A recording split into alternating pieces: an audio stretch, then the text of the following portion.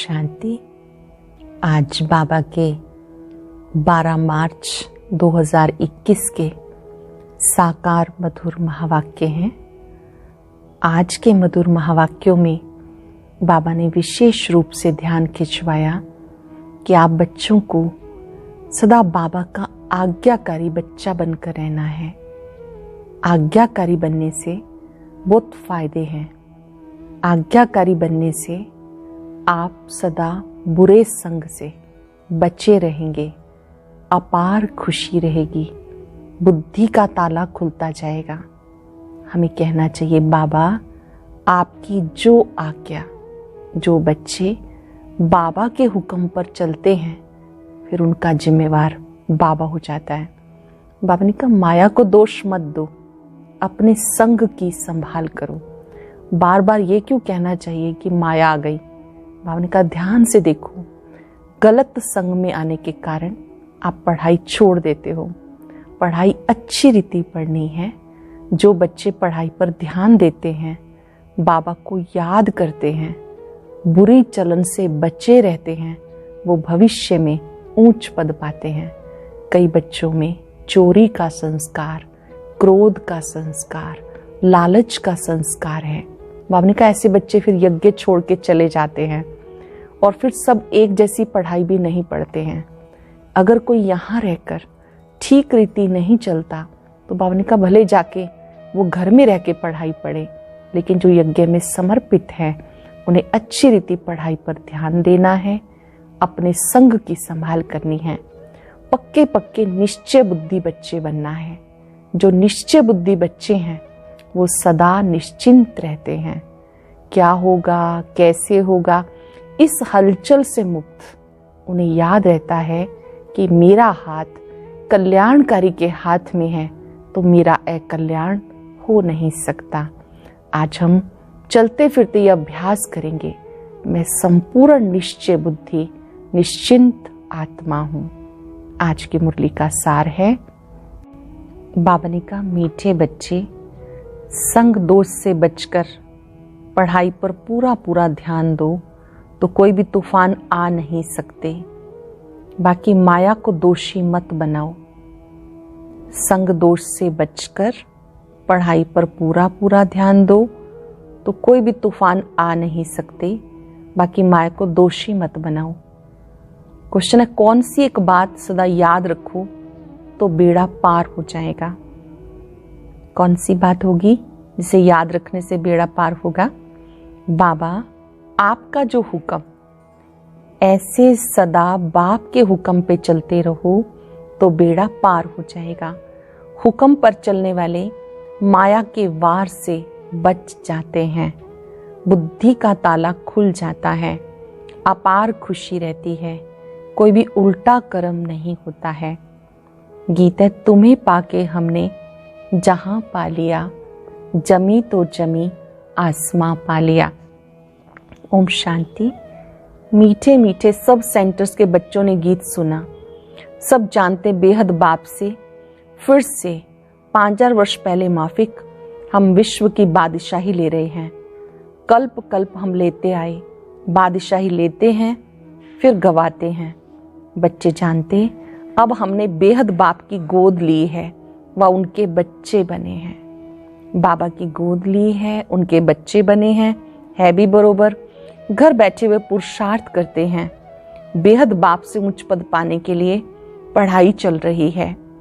तुम जानते हो, ज्ञान सागर पतित पावन सबका सदगति दाता शिव बाबा ही हमारा बाप, टीचर, सतगुरु है।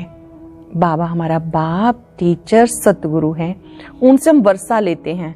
उसमें कितना पुरुषार्थ करना चाहिए ऊंच पद पाने के लिए। अज्ञान काल में भी स्कूल में पढ़ते हैं तो नंबरवार मार्क्स से पास होते हैं अपनी पढ़ाई के अनुसार। वहाँ ऐसे कोई नहीं कहेंगे माया हमें विघन डालती है या तूफान आते हैं। बाबा ने कहा, उन स्कूलों में कोई नहीं कहेगा कि हमें माया के तूफान आते हैं या माया विघन डालती है। ठीक रीति पढ़ते नहीं तो बुरे संग में जाकर फंस पड़ते हैं। खेल कूद में लग जाते हैं इसलिए पढ़ते नहीं, नापास हो जाते हैं। बाकी इसको माया के तूफान नहीं कहेंगे। चलन ठीक नहीं रहती तो टीचर भी सर्टिफिकेट देते हैं कि इनकी बद चलन है। चलन ठीक नहीं रहती तो टीचर क्या सर्टिफिकेट देते हैं कि इनकी बद चलन है, कुसंग में खराब हुआ है। इसमें माया रावण को दोषी बनाने की बात नहीं। बड़े बड़े अच्छे आदमियों के बच्चे कोई तो अच्छा चढ़ जाते हैं, कोई शराब आदि पीने लग जाते, गंदे तरफ चले जाते, तो बाप भी कहते कपूत हो गया। उस पढ़ाई में बहुत सब्जेक्ट होती हैं, ये एक ही प्रकार की पढ़ाई है। वहाँ मनुष्य पढ़ाते हैं, यहाँ बच्चे जानते हैं हमें भगवान पढ़ाते हैं। इस नशे में रह के मुरली सुनेंगे, हमें स्वयं भगवान पढ़ाते हैं। हम अच्छी रीति पढ़ें तो विश्व का मालिक बन सकते हैं। बच्चे बहुत हैं, फिर कोई पढ़ नहीं सकते संग दोष में आकर।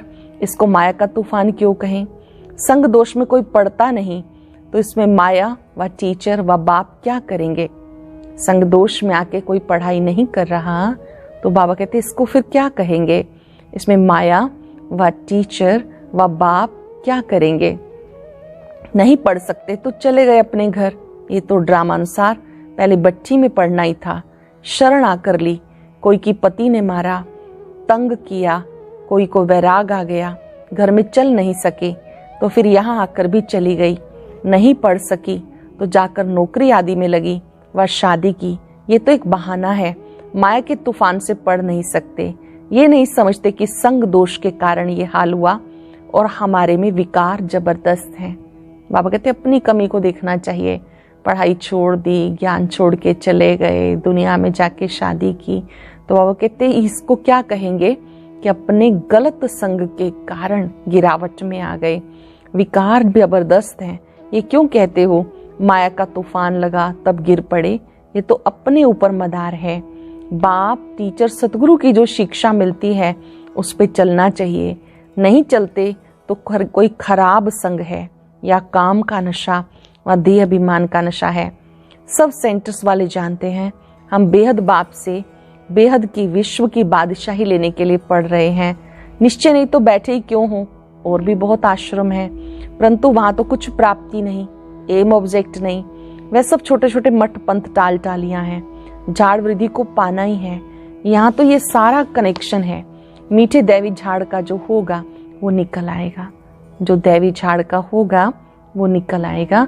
सबसे मीठे कौन होंगे? जो सतयुग के महाराजा महारानी बनते हैं।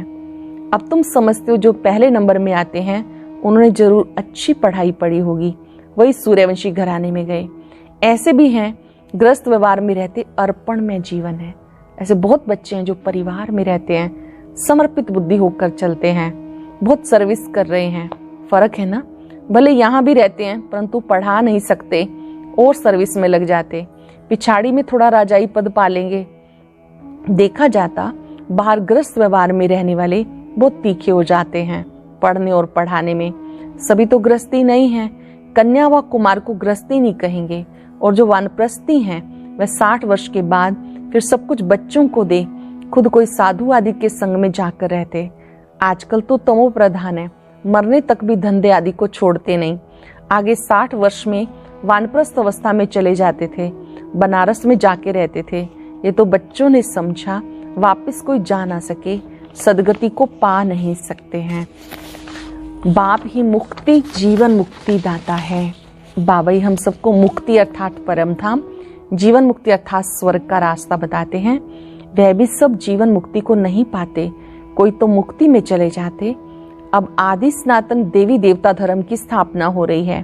फिर जो जितना पुरुषार्थ करे उसमें भी कुमारियों को अच्छा चांस है, पारलौकिक बाप की वारिस बन जाती हैं। यहाँ तो सब बच्चे बाप से वर्षा लेने के हकदार हैं। वहाँ तो बच्चियों को वर्षा नहीं मिलता, बच्चों को लालच रहती है।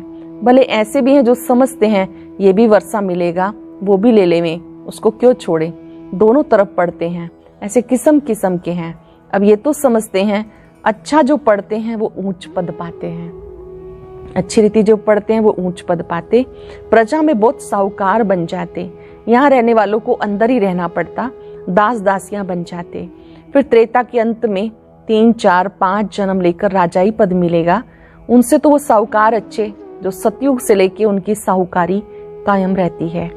गृहस्थ व्यवहार में रह के साहूकारी पद क्यों नहीं लेना चाहिए? कोशिश करते हम राजाई पद पाएं, परंतु अगर खिसक पड़ते हैं तो प्रजा में अच्छा पद पाने का पुरुषार्थ करना चाहिए। वो भी तो ऊंच पद हुआ। यहाँ रहने वालों से बाहर रहने वाले बहुत ऊंचा पद पा सकते हैं। सारा मदार पुरुषार्थ पर है। पुरुषार्थ कभी छिप नहीं सकता। कोई कोई परिवार में रहते समर्पित बुद्धि होके चलते हैं, तो बाबा कहते वो जो यहाँ पर समर्पित हैं यज्ञ में, उनसे भी ऊंचा पद पा लेते हैं। सारा मदार पुरुषार्थ पर है। पुरुषार्थ कभी छिप नहीं सकता। प्रजा में जो बड़े ते बड़ा साहूकार बनेगा वो भी छिपा नहीं रहेगा। ऐसे नहीं कि बाहर वालों को कोई कम पद मिलता है। पिछाड़ी में राजाई पद पाना अच्छा, व प्रजा में शुरू से लेके ऊंच पद पाना अच्छा। ग्रस्त व्यवहार में रहने वालों को इतने माय के तूफान नहीं आते। यहाँ वालों को तूफान बहुत आते हैं। हिम्मत करते हैं, हम शिव बाबा की शरण में बैठे हैं, परंतु संग दोष में पड़ते नहीं। पिछाड़ी में सब मालूम पड़ जाता, साक्षात्कार होगा, कौन क्या पद पाएंगे। ध्यान देंगे हम बाबा की बात पर। और इनका कोई कोई भले यहाँ रहते हैं, लेकिन संग दोष के कारण अच्छी रीति पढ़ते नहीं हैं, तो उनका ऊंचा पद नहीं हो सकता। साक्षात्कार होगा, कौन क्या पद पाएंगे। नंबरवार पढ़ते हैं ना, कोई तो सेंटर्स को आप ही चलाते हैं, कहाँ तो सेंटर चलाने वालों से भी पढ़ने वाले तीखे हो जाते। सारा पुरुषार्थ पर है। ऐसे नहीं कि माया के तूफान आते हैं, नहीं, अपनी चलन ठीक नहीं है। बाबा कहते माया को दोष मत दो। कईयों की अपनी चलन ठीक नहीं है, श्रीमत पर नहीं चलते। लौकिक में भी ऐसा होता, टीचर व माँ बाप की मत पे नहीं चलते। तुम तो ऐसे बाप के बच्चे बने हो जिन्हें कोई बाप ही नहीं। वहां तो बाहर में बहुत जाना पड़ता। कई बच्चे संग दोष में फंस पड़ते हैं तो नापास हो जाते हैं। गलत संग में चले जाते हैं तो नापास हो जाते हैं। ऐसे क्यों कहेंगे कि माया के तूफान आते हैं? ये अपनी मूर्खता है। डायरेक्शन पर नहीं चलते, ऐसी चलन से नापास हो जाते हैं। बहुतों को लालच रहती है, कोई में क्रोध, कोई में चोरी की आदत। आखिर में मालूम तो पड़ जाता है कि फलाने फलाने ऐसी ऐसी चलन के कारण चले गए। ध्यान देंगे, अगर हमारे में चोरी की आदत है, लालच है, क्रोध है, तो बाबा कहते हैं ऐसे अवगुणों वाले बच्चे फिर छोड़ के चले जाते हैं। खुद भी महसूस करते हैं कि हम अपनी इस कमी के कारण बाबा के घर को छोड़ गए। समझा जाता शूद्र कुल के बन गए, उनको फिर ब्राह्मण नहीं कहेंगे। फिर जाकर शूद्र बन गए, पढ़ाई छोड़ दी, थोड़ा भी ज्ञान सुना तो प्रजा में आ जाएंगे। बड़ा झाड़ है, कहाँ कहाँ से निकल आएंगे। देवी देवता धर्म के और धर्म में कन्वर्ट हो गए होंगे, वो निकल आएंगे। बहुत आएंगे तो सब वंडर खाएंगे। और धर्म वाले भी मुक्ति का वर्षा तो ले सकते हैं ना, यहाँ कोई भी आ सकते हैं। अपने घराने में ऊंच पद पाना होगा तो वो भी आकर लक्ष्य लेकर जाएंगे। बाबा ने तुम्हें साक्षात्कार कराया था, वो भी आकर लक्ष्य लेकर जाते हैं। ऐसे नहीं कि यहाँ रहकर ही लक्ष्य में रह सकेंगे। कोई भी धर्म वाला लक्ष्य ले सकता है। लक्ष्य मिलता है बाप को याद करो। एक लक्ष्य जो सबको मिलता है वो है बाप को याद करो, शांति धाम को याद करो, तो अपने धर्म में ऊंच पद पालेंगे। उनको जीवन मुक्ति मिलनी नहीं है, ना वहां आएंगे, दिल लगेगी नहीं। सच्ची दिल उनकी लगती है जो यहाँ के हैं। पिछाड़ी में आत्माएं अपने बाप को तो जान जाएं। बहुत सेंटर्स पर ऐसे भी हैं जिनका पढ़ाई पे अटेंशन नहीं है। बहुत ऐसे बच्चे जो पढ़ाई पे ध्यान नहीं देते हैं। समझा जाता ऊंच पद नहीं पा सकेंगे। निश्चय हो तो वो यह नहीं कह सकते कि फुर्सत नहीं है, परंतु तकदीर में नहीं तो कहते हैं फुर्सत नहीं, ये काम है। तकदीर में होगा तो दिन रात पुरुषार्थ करने लग पड़ेंगे। चलते चलते संग में भी खराब हो जाते, उसको ग्रहचारी भी कह सकते हैं। चलते चलते गलत संग में आ गए तो उसको ग्रहचारी भी कह सकते। बृहस्पति की दशा बदल मंगल की दशा हो पड़ती, शायद आगे चलकर उतर जाए। कोई के लिए बाबा कहते राहु की दशा बैठ गई है, बुरी दशा मानी जाती है ना राहु की दशा। भगवान का भी नहीं मानते। राहु की दशा किनकी कहेंगे? जो भगवान की कही गई बात को भी नहीं मानते, समझते ही ब्रह्मा कहते हैं। बच्चों को ये नहीं पता चलता कि कौन है जो डायरेक्शन देता है। देह अभिमान होने के कारण साकार के लिए समझ लेते। देही अभिमानी हो तो समझे कि शिव बाबा जो कहते हैं वो हमें करना है। जो देही अभिमानी होंगे वो क्या सोचेंगे कि जो बाबा ने कहा वो हमें करना है। रिस्पॉन्सिबिलिटी शिव बाबा पर है। शिव बाबा की मत पे तो चलना चाहिए। देह अभिमान में आने से शिव बाबा को भूल जाते हैं, फिर शिव बाबा रिस्पॉन्सिबल नहीं रह सकता। बाबा को भूल गए तो बाबा जिम्मेवार नहीं। उनका ऑर्डर सिर पे धारण करना चाहिए, परंतु समझते नहीं कि कौन समझाते हैं। सो भी और तो कोई ऑर्डर नहीं करते। सिर्फ बाबा कहते मैं तुम्हें श्रीमत देता हूँ, एक तो मुझे याद करो और जो मैं ज्ञान सुनाता हूँ वो धारण करो और कराओ। मैं जो ज्ञान सुनाता हूँ उसको धारण करो और कराओ, बस यही धंधा करो। अच्छा बाबा जो हुक्म। राजाओं के आगे जो रहते हैं वो ऐसे कहते जो हुक्म। वह राजाएं हुक्म करते थे, ये शिव बाबा का हुक्म है।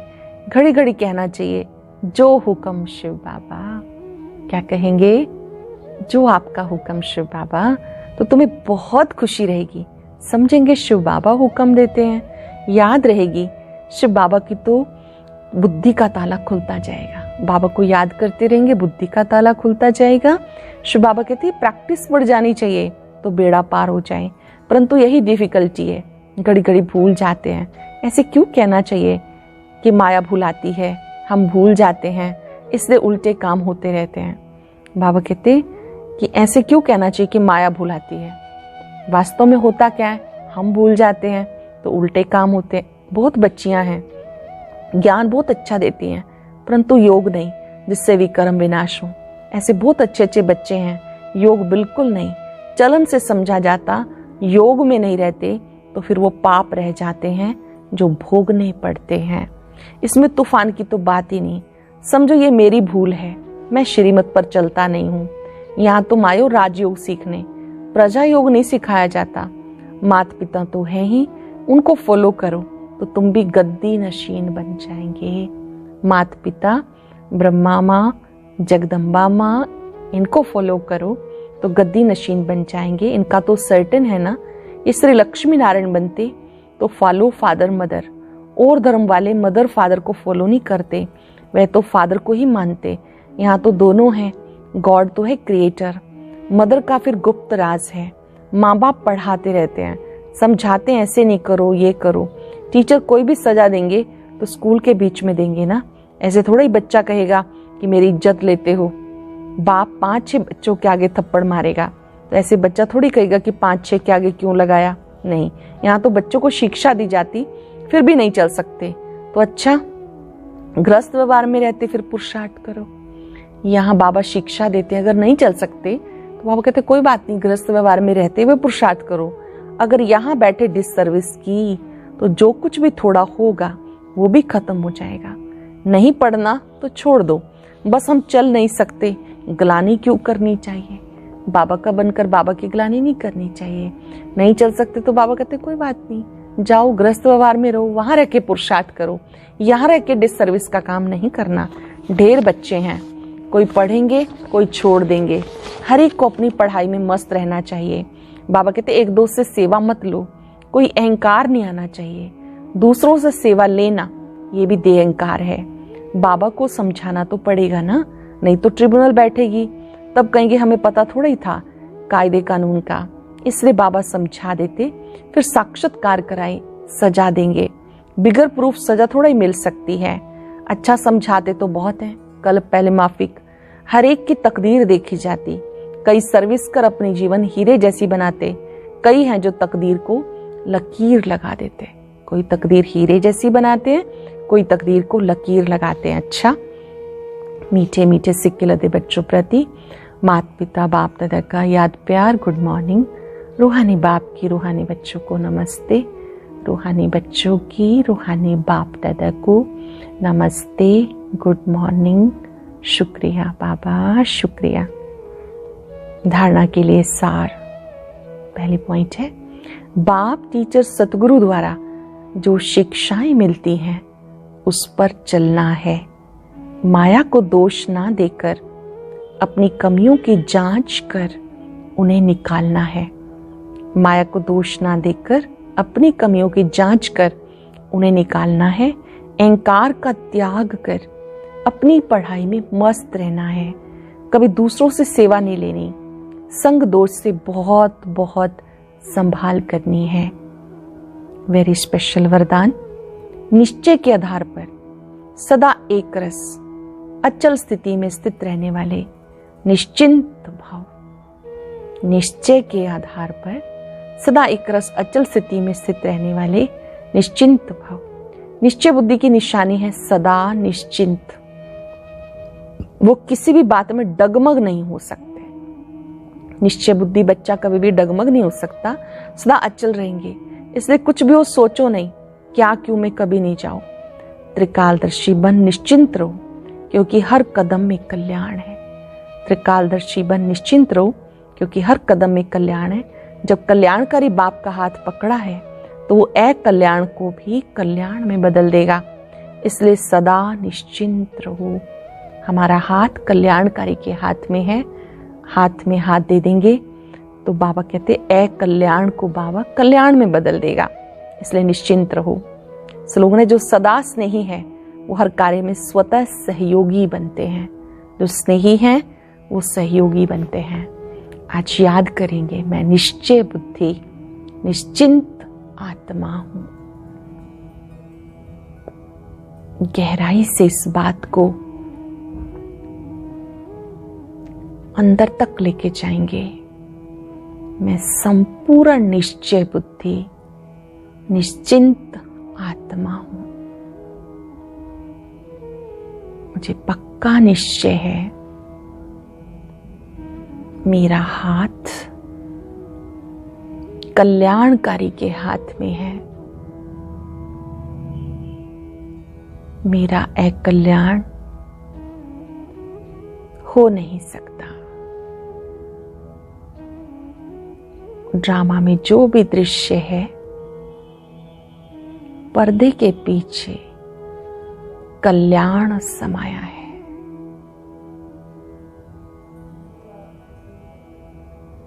प्यारे बाबा, मैं आत्मा सच्चे दिल से संकल्प करती हूं, आपकी जो आज्ञा होगी अच्छी रीति उस पर चलते हुए अपार खुशी में रहेंगे। जो आपकी आज्ञा। शुक्रिया बाबा, शुक्रिया।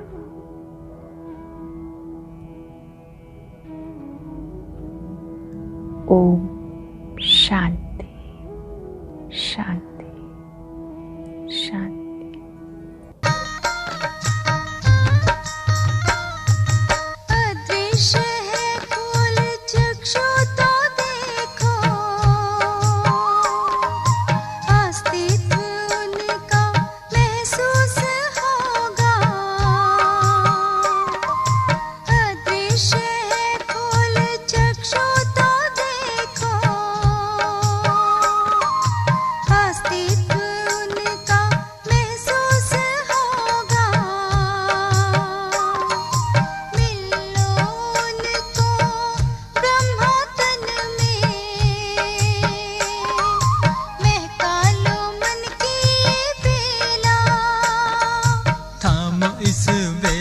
जगा लो विवेक, सारे जग का कर्णधार हो।